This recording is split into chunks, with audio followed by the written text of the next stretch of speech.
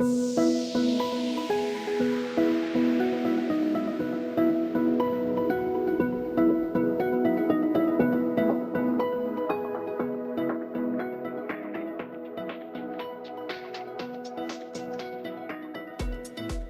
want to thank you all so much for joining the second of a three-part webinar series on the past, present, and future of remote work internships.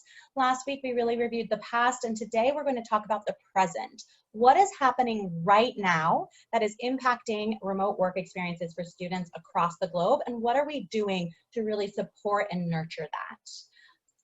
I am joined today by the wonderful Holroyd Pearce, the president and co-founder of Virtual Internships, who really established this great idea of virtual internships back in 2018.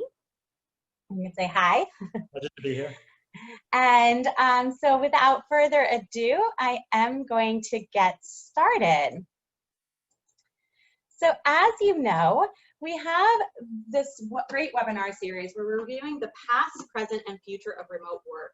And last week, what we really looked at was how have we supported students to engage in remote work previously, and what has that really taught us? This past summer, we supported 1,015 students, and we have a lot of data points and outcomes from assessments, feedback, and more that we shared in a report. And next week, what we're really going to look at is the future. Where will remote work head in the next 6 months to 6 years, and how will that impact the support of our students? And we really are bringing in external panelists to bring in insight and outside thoughts and new ideas to really impact that conversation. But today, what we're looking at is what can we do now to support our students on remote work experiences, knowing the present conditions. And noting that, we do have a couple of facts of now, or things we just really can't avoid. Really, it's the elephant in the room, which is COVID, but it's broken down into these three facts of currently we have undergraduate students around the globe who are either studying 100% remotely, trying to complete a hybrid study of in-person and remote, or attempting in-person study, which has a lot of times potential to switch in the future to remote or hybrid, and in what we've seen in the past month, in many cases has already switched. We also know that many companies have come out and noted that they will permanently be remote. This has included large companies such as Facebook, Nationwide, Twitter, Pinterest just recently reneged on a lease and said, no, we're not going to build a new building in San Francisco. We're really going to more focus on remote work. So it's happening in big and small companies. And we also know that international opportunities, those looking to study abroad, it's very limited. Many opportunities are closed due to COVID regulations, as well as just visas not allowing different students to go abroad, and safety parameters really limiting that. We also have a couple of trends of the past that are still present regardless of COVID being around. One, we have this demand of students for shorter experiences. This is seen both in the study abroad and the career services world, where short-term programming and engagements have been on the rise for over the past decade. You can see this in 2018, where almost half of universities in the UK with new opportunities created were short-term mobility programs, lasting less than 4 weeks. In APAC, 77% of short-term mobility, 77% of mobility programs in 2016 were made up of short-term study, again, less than 8 weeks. And in career services, we've seen a rise of micro internships as well as project-based gigs, which are being offered to students in replace of fuller in-person internships. Another trend of the past that is still present in COVID is that there is an emphasis on work experience being spread throughout universities. Universities and hiring companies are really placing a strong emphasis on past work experience and hard and soft skills gain. And this is really because we're looking at different studies like NACE, where students who completed at least one internship received an average of 1.17 job offers, which is 16% higher than those who didn't do an internship. And we know that time and time again, employers are saying they're having a hard time finding graduates with soft skills that meet their company needs, meaning that career services are really trying to put focus and goals on how can we get students to increase their soft skills, increase their work experience so that they can increase their post-graduation employability rates. So noting all that, what we can really say is that given COVID's impact on the labor market, local and global mobility, and ability to plan for the future, work experience options right now in the present need to be flexible and adaptable. And furthermore, work experience needs to meet different accessibility points, which can impact location, whether in-person or remote, duration, whether a couple weeks or a full semester, as well as required skill levels, meeting freshmen all the way to postgraduates. And so noting that we do have a couple program structures that are present in the now, and I'll let Ed take that away from me. Great, thanks, Jillian. So what we've done here is a bit of research on the types of internship models that are out there, specifically all the remote or virtual internships that have come to the fore over the past months. The first one, we call it an insight model. That's typically run by people like Inside Sherpa on behalf of large corporations who have created simulated projects. It could be as short as a few hours, maybe a couple of days. And an example would be, what is it like to do a project for KPMG based off of a spreadsheet? The student can get some experience, and at the end, we'll typically then be provided with an answer, or a crib sheet, or this is how you should have done it. We see those as, very suitable for a mass model, very scalable, great for a bit of an insight. But there are a few limitations that we see, which is, there's not much interaction. There's normally zero mentorship. There's not too much exposure to a whole industry. It's very much just, what does this task look or feel like? Then in the middle, you can see the gig model, which is really things like, Upwork or Fiverr, kind of Parker Dewey model, which is very task and output oriented. So a company may have a project that's a few hours or a few days, and will have, make this available to students who want to do it. They're mostly paid, which is a plus. But again, they have quite limited feedback and very little mentorship, and it really is focused on getting the task done, getting the output, getting the value for the company. So, that's the sort of shortcomings we see there. And the typical model that we're pursuing is really a full remote internship. And what our goal is to see the three stakeholders, that is the university, the student, and the host company, and try to reduce the barriers and make this as good as possible for all three parties. And that's really at the center of the way we think about our programming and the way we've developed everything. Specific kind of pros are that, there's more chance for mentoring and feedback. There's more chance of creating connections and building your network. There's opportunities for companies to use an internship to whatever strengths they want to play to, whether it's brand building, whether it's talent identification, whether it's giving back to the workforce or to students. So this is, basically what we're doing for a remote internship. And next, I guess I just wanted to look at a few of the opportunities and the threats that we see as having come up specifically in a virtual internship. So as Jillian said, this is all recorded, and you'll get the presentation, the recording afterwards. So I'm not going to go through bullet point by bullet point. But looking at the column on the far right, we see the opportunities of a virtual internship as being more structured and more project-based. Certainly we've found an increased ability to get the projects from companies in advance and to vet them. And anyone running, remote internships, we would encourage that to happen. Is increased scrutiny. If you're turning up in person, there's more likely to be a kind of day-to-day, slightly ad hoc, I'm working on this, and could you just give me a hand because I saw you sitting there when you came into the office this morning.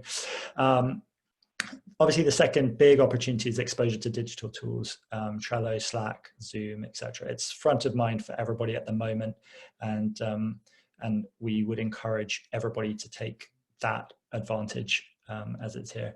And then, access to new opportunities. Again, at Virtual Internships, this whole program was conceived on the accessibility piece, whether that is people with family commitments, with disabilities, without the resources to go abroad, or because we're all stuck in COVID in our homes or elsewhere and unable to access workplaces. It is about being able to access those new opportunities and new geographies. So that's, a definite opportunity. And I think for anyone who's speaking to students about the upsides of remote work, that should be front of mind as far as we can see. And then, we've got to obviously be honest and clear about the threats and the challenges. I think increased initiative is needed, and being able to self-motivate for students is important. Whether a project lasts 1 hour or 10 hours is going to be down to a mixture of the host company supervisor and the student themselves, and working out what a good output looks like and where they should be putting in the extra time is going to rely on their own initiative. Networking is structured and more limited than if people are in person, and some of the things that we've built into our program do address this directly. So the kind of Google Hangouts and the ability to connect with other interns. We've actually pioneered a group format where for many of our placements, between 2 and 4 students will be in a small group, which just heightens their ability to connect with each other. And again, that final point on risk of isolation, again, that group format just reduces the risk of isolation. And on that third point there in the bottom corner about technical issues, I'd actually go so far as to say that the technical issues typically are less impactful than getting caught in traffic on your commute to your internship. There are a few exceptions. We have large numbers of students from the Middle East, and there are some countries out there that you can't use WhatsApp or you can't use Skype. And then we do obviously also do a lot of work with China, where host companies love to use WeChat, and some other geographies they can't get onto WeChat. So technical issues are present and need to be kind of faced head on. Let's not kind of bury them and say everything is very easy and smooth. But as long as you're cognizant of that, you can't go, as far as I can see, you can't go too wrong. So let's move on to the next slide. So this is for the benefit of anyone who's not familiar with our program, and I just want to pull out a few of the the elements that Jillian spoke of about flexibility and adaptability. Our program can run for between 1 and 4 months and is based on 10, 20, or 30 hours per week. So particularly now as we go into the fall semester, we think that the part-time options are quite good, maybe for students who had their internship this summer cancelled or weren't able to do something useful as far as their career progression goes. And again, the duration of the internship, some people may really only be able to carve out 1 month or 2 months. Other people would prefer a part-time option over a longer period. And again, for the benefit of anyone who's not familiar with our program and what's comprised, I'll just briefly move through these points. We've included discussions, webinars, Google Hangouts within our program, and students would get 8 hours a month of that. They have access to our employability curriculum, which is called Career Bridge. And that focuses very much on the NACE career competencies, which we're quite big fans of over here at Virtual Internships. The internships are guaranteed. Once somebody's been accepted on the program, we are guaranteeing to find them a placement that suits them, and we run a linear placement process. So if they reject the first placement, we'll move them onto the second placement, and so on. It's not a one size fits all, we'll only find you one option, but equally, we're not going to give them a list of 10 companies to select from. Language lessons can be included in our program. We use Rosetta Stone. And finally, we have full-time support from a program experience manager and 2 coaching sessions built into the internship. So that's just a little bit of background about how our program works and how it's structured. So I hope that is useful and of interest for people. Next slide, please. Thank you. So I thought this was some interesting findings for us to include, and that is that host companies that we work with, and we've been tracking, how many are applying, and in this graph, we're counting an application as a filled-in internship project. So the number of applications, as you can see, did go up quite strongly in June, but is actually going extremely well so far in September. I appreciate we're only a couple of days in. But I think it's shown us that while we got contacted by many universities in March and early April, literally on the back of most lockdowns around the world, companies have taken a little bit of time to process the idea and the concept of a virtual internship. And for us, certainly, we think that's quite a good sign, particularly with all of the part-time programming for fall semesters, and probably the fact that many students and some universities may be playing a bit of catch up because, April, May, June were catching quite a lot of people on the back foot.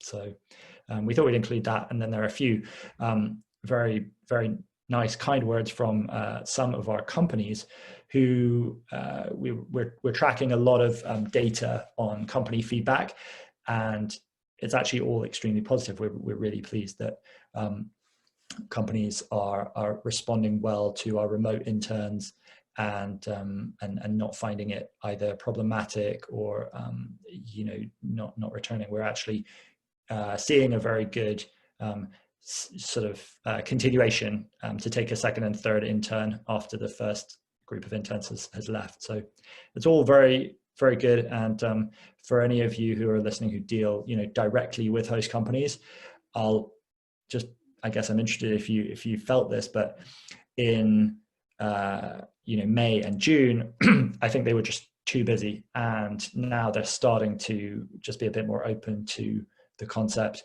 and actually proactively looking into how virtual internship can work well for them. So thank you. Okay, I'm going to just take you through this case study very briefly, and then I'll hand back to Jillian. I wanted to just showcase our work with the University of Birmingham and pull out a couple of specific points of interest.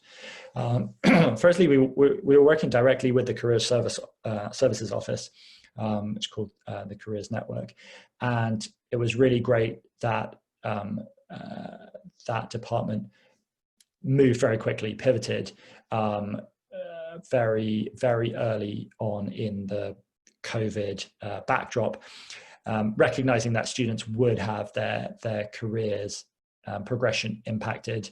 And the way this actually progressed was Birmingham found funding for 30 students initially, and was able to provide £1,000 for each student on completing the program, which is great. Obviously makes it a lot more exciting for a student to do and to get a stipend. And what happened was we were running the application process for Birmingham and kept them abreast of the number of applications we were receiving and just how strong the candidates were. And the good news is that when they saw the student interest, they went out and got a significant amount more funding. So we're now up to 95 students who've been through this program in the last few months. And it's been a pleasure to work with both the university and the students. And there's a paragraph of feedback there, just focusing on the Career Bridge portal and the coaching and the checkpoints, which have been useful and reflected on by Birmingham. So I'll hand over to you now, Jillian. Great. And so what these slides right here are showing is really the three stakeholders, the host company, the universities, and the students, and what they're doing right now and the feedback they're having. University of Birmingham is really wonderful because it's directly with the Career Services Office and really engaging in that department and the direct link to the students. Michigan State University was a great case study as well, because in the summer, through the work of the experiential learning departments and study abroad offices in 3 different colleges, they were able to identify a course that could allow for the virtual work experience to get embedded into the opportunity and for the students to gain academic credit towards their graduation while the program fee was covered by their set tuition. This kind of ingenuity allowed for over 25 students to participate this summer, and for a lot of students to really be able to access this opportunity but no charge.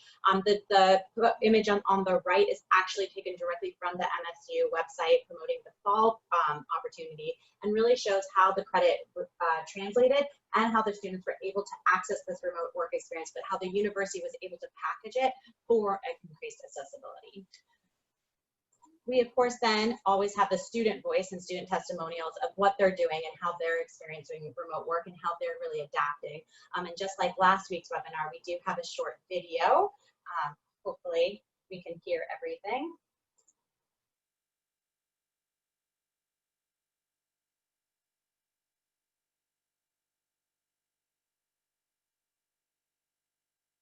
Find out if I was doing a good job. Would I even meet my coworkers? And if I did, what would our relationship be like?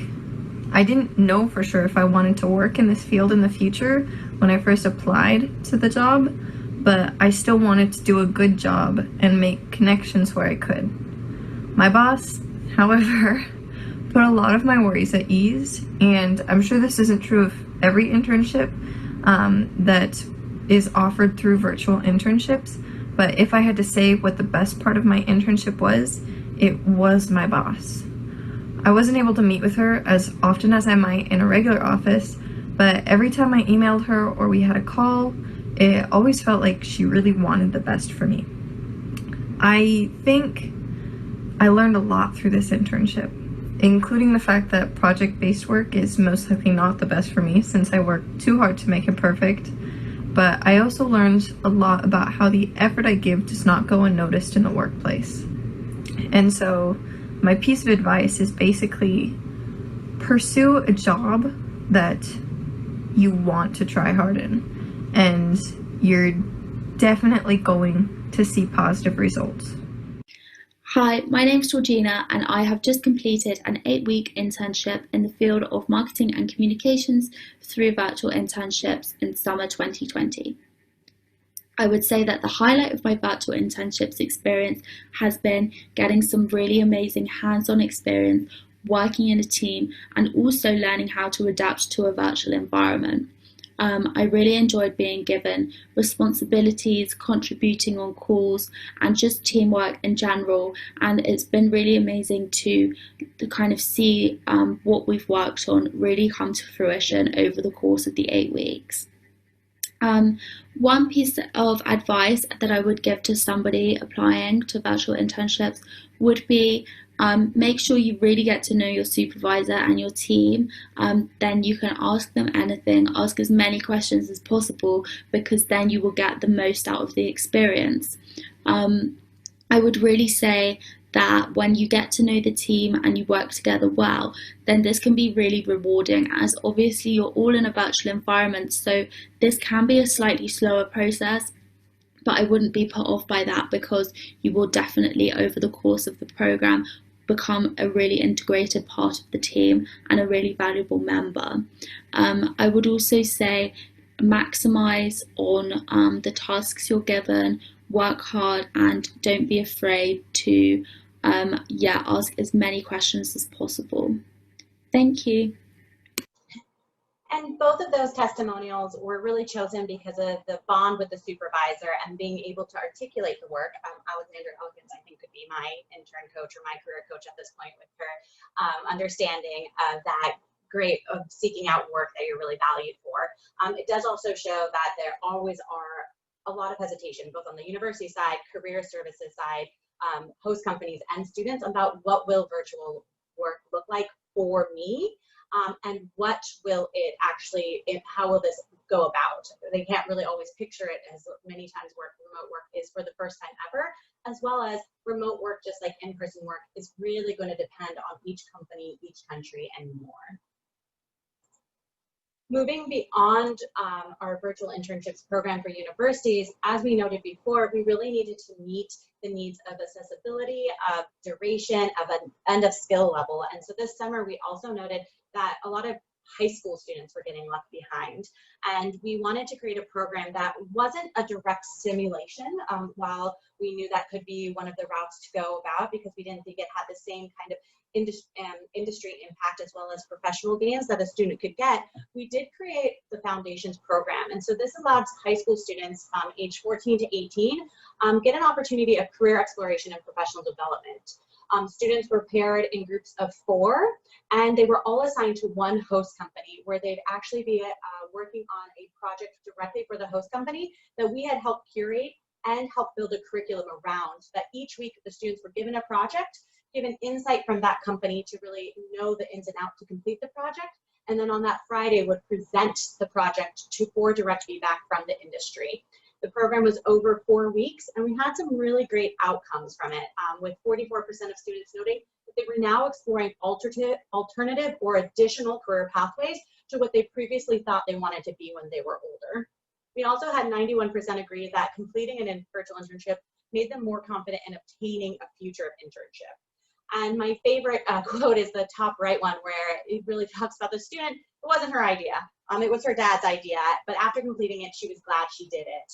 And this high school program of This Now really shows how we need to, as all educators across the globe, really need to pivot to make sure we're meeting the needs of all students. And some of these entry level might need a different program than the senior students and more, and that COVID really allowed us to see different demands in the market and meet those needs, especially for high school students, coming up with not the same program, but a program that met their structures, their outcomes, and more. So beyond that, I'll let Ed finish it up. Sure, thanks, Jillian. So I just really wanted to kind of put this slide in there because, you know, we're rolling with the punches, and you guys are also rolling with the punches. We're all coming across these unknowns and working out what the best solutions are. We're trying to, you know, walk the walk by implementing some of these flexible start dates, different durations, and different number of hours per week. One piece of advice that I'd love to share with any of you guys who are in student-facing roles is just encourage them with that self-awareness and articulation piece, because I think the unknowns that we are going through today can make them stronger people. They can build those skills that are in demand, like resilience and adaptability. And there are some solutions out there, and if they don't yet exist, we'll all try and put our heads together and make things work. So that's all I have to say. Jillian, back to you. Wonderful. Yeah, thank you. So really that rolling with the punches, it just shows that each and every one of us is changing daily. And sometimes I feel like I get a question and I have to say, well, today I'm doing this, but tomorrow could be different. And I think it's everyone's reality, which is why we're really trying to work within the confines of our program quality and structure, but to meet these realities of COVID and a global pandemic. We do really want to thank you for attending the second of our 3-part webinar series.